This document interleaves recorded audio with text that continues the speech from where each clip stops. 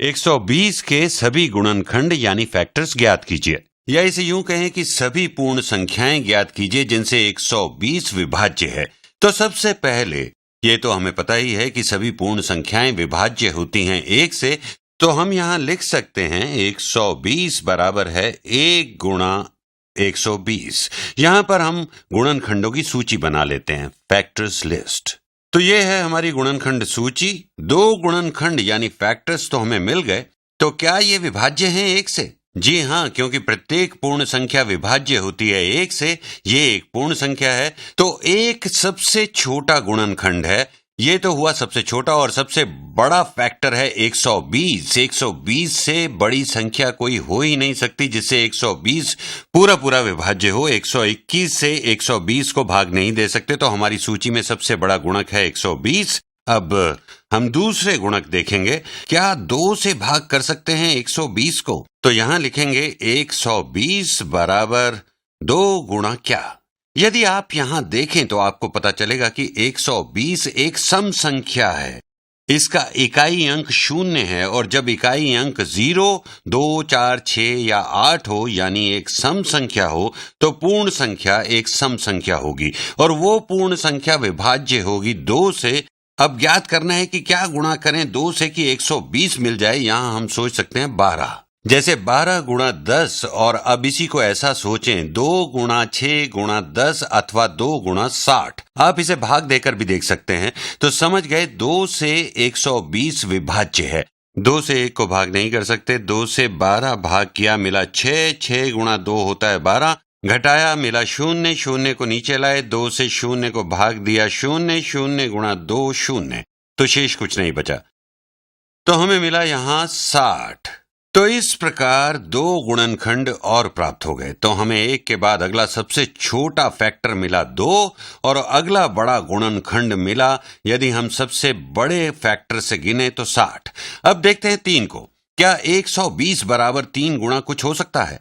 एक तरीका तो यह है कि हम इसे भाग देकर देख लें, परंतु आप विभाज्यता के नियम से तो परिचित हैं ही। यह जानने के लिए कि संख्या 3 से विभाज्य है या नहीं, आप उसके अंकों का योगफल देखते हैं कि वो 3 से विभाज्य हैं या नहीं। तो करते हैं, संख्या है 120। मैं इसे यहां पर लिखता हूं 1 जमा 2 जमा 0। तो ये बराबर है 1 जमा 2 3 जमा 0 3, और 3 बिल्कुल 3 से विभाज्य है। तो 120 भी विभाज्य है 3 से। ये देखने के लिए कि 3 को किससे गुणा करें कि 120 मिले, आइए दिमागी कसरत की जाए। देखिए 3 से भाग करें 12 को तो आएगा 4। तो चलिए मैं इसे यहां करता हूं ताकि सबको आसानी से समझ में आ जाए। 3 गुणा 4 होता है 12, और अब घटाएंगे तो शेष कुछ नहीं बचेगा। इस 0 को नीचे लाएं और 3 से भाग 0 को। 0 गुणा 3 0, तो शेष कुछ नहीं बचा। तो भाग देने पर मिला 40। मौखिक रूप से हल करें तो भी यही उत्तर होगा, जैसे 12 गुणा 10, 12 भाग 3 हुआ 4। परंतु यहां ये भी कर सकते हैं 4 गुणा 10, क्योंकि यहां हमारे पास 10 है। जैसा भी आप करना चाहें, या फिर आप 0 को अभी अनदेखा कर दें, भाग दें 3 से, मिलेगा 4। अब इस 0 को यहां ले आएं जिससे आपको उत्तर मिल जाए। तो हमें 2 गुणनखंड और प्राप्त हो गए, निचली ओर 3 और ऊपरी ओर 40। यहां पर हमें 40 मिल गया। अब देखें क्या 4 से भाग दे सकते हैं 120 को? हमने देखा था 4 से विभाज्यता को जांचना कि दहाई के बाईं ओर के अंकों को अनदेखा कर दें, सिर्फ दाईं ओर के 2 अंक लें। और जैसे हम जांचना चाहते हैं 120 विभाज्य है 4 से या नहीं, तो इसके अंतिम 2 अंक लेंगे। अंतिम 2 अंक हैं 20, और 20 विभाज्य है 4 से, तो 120 भी विभाज्य है 4 से। तो 4 भी एक गुणनखंड मिल गया। तो अब देखना यह है कि इसमें क्या गुणा करें कि हमें मिल जाए 120। मौखिक रूप से करते हैं। देखिए 12 भाग 4 होता है 3, तो 120 भाग 4 हुआ 30। तो इस प्रकार हमें 2 और गुणनखंड मिल गए, 4 और 30। आप ये उत्तर लंबी भाग करके भी प्राप्त करना चाहें तो कर सकते हैं। और अब 120 बराबर है, क्या 5 गुणनखंड है? क्या 5 गुणा कुछ 120 होगा?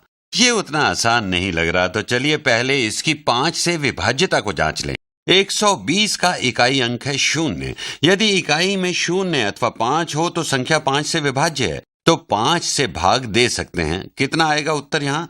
तो 5 से भाग करेंगे 120, एक भाग नहीं होता, हाँ 12 में ये जाता है गुणा 2। 2 गुणा 5 10, घटाएंगे शेष 2 बचा, शून्य नीचे लाए, 5 चौके 20 तो 4, 4 गुणा 5 होता है 20। अब फिर से घटाते हैं, देखते हैं शेष कुछ बचता है या नहीं।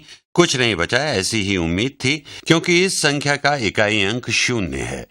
इस सब को मैं यहाँ मिटा देता हूं ताकि आगे काम करने की जगह मिल जाए। तो 5 गुणा 24 भी बराबर है 120। तो हमें 2 और गुणनखंड मिल गए। यहाँ भी थोड़ा स्थान बना लिया जाए, क्योंकि अभी बहुत से फैक्टर्स और मिलेंगे। तो इसे यहाँ से हटा देते हैं और यहाँ पर नीचे इसे कहीं रखता हूं। ये मैंने इसे कट किया और यहाँ पर कर दिया पेस्ट। तो अब हमें थोड़ा खुला स्थान और मिल गया। तो हमें मिल गए फैक्टर्स 5 और 24। अब देखते हैं 6। तो 120 बराबर 6 गुणा क्या? 6 से विभाज्यता के लिए विभाज्य होना चाहिए 2 से और 3 से, और ये हम पहले ही देख चुके हैं कि ये विभाज्य है 2 और 3 से, तो पक्के तौर पर ये 6 से भी विभाज्य है। इसे मुंह जबानी हल करते हैं। 5 को करना थोड़ा मुश्किल था, परंतु देखिए 120 तो इसमें 12/6 हुआ 2, और फिर यहां पर शून्य भी तो है, तो 120 भाग 6 हुआ 20। आप चाहें तो इसे सामान्य भाग देकर भी देख सकते हैं। तो 6 गुणा 20, ये 2 और गुणनखंड हैं। अब लेते हैं हम 7। 7 बहुत ही विचित्र अंक है और इसे जांचने के लिए कोई दूसरा तरीका अपनाना होगा। 7 से 120 को भाग देते हैं। 7 कम है 1 से, लेकिन 12 को भाग दे सकते हैं। 1 कम 7 होता है 7, घटाएंगे 12 घटा 7 5, शून्य को नीचे उतारा, 7 गुणा 7 49। तो यहां आ गया 7, 7 गुणा 7 49, घटाएंगे तो यहां शेष कुछ बचा है, यानी ये पूरा भाग नहीं हुआ। तो 7 गुणक नहीं है, 7 फैक्टर नहीं है। और अब लेते हैं 8। आइए अब जांचें 8 की विभाज्यता। ये लिया हमने 8, उसी तरीके से करेंगे। 8 से भाग दें 120 को, करके देखते हैं। आपको यहां एक संकेत देता हूं। चलिए पहले शुरू करते हैं।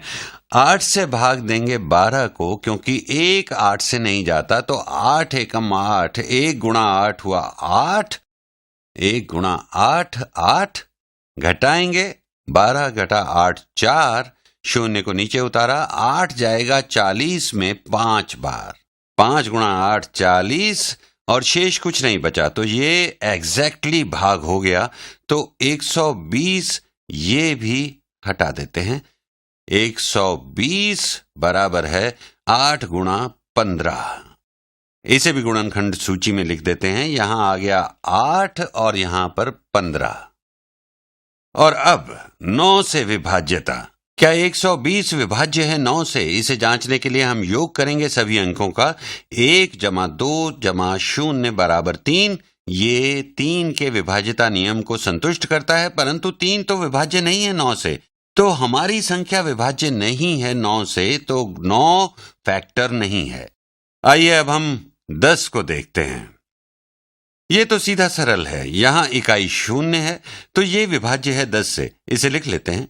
120 बराबर 10 गुणा, बहुत सरल है, 10 गुणा 12, ये बिल्कुल 120 है। ये है 10 गुणा 12, 10 और 12। अब एक संख्या शेष है 11। हमें 11 से आगे नहीं जाना है, क्योंकि 12 तो हम पहले ही कर चुके हैं, और हम जानते हैं कि 12 से आगे कोई गुणनखंड नहीं होगा, क्योंकि हम नीचे की ओर जा रहे हैं। तो लगभग सभी स्थान भर गए हैं। 11 को देख लेते हैं। 120 भाग 11। वैसे 11 से भाग दें 120 को, यदि आपको टेबल्स या पहाड़े याद हैं तो आप आसानी से पता लगा सकते हैं। देखिए 11 एकम 11, 1 गुणा 11 हुआ 11, घटाएंगे बचा 1, शून्य को नीचे लाए, हमारे पास शेष बच गया 10, क्योंकि ये 11 से भाग नहीं होता, इसलिए 11 गुणनखंड नहीं है। तो हमें सारे गुणनखंड प्राप्त हो गए। हमारे फैक्टर्स हैं 1 2 3 4 5 6 8 10 12 15 20 24 30 40 60 और 120, और ये हो गया।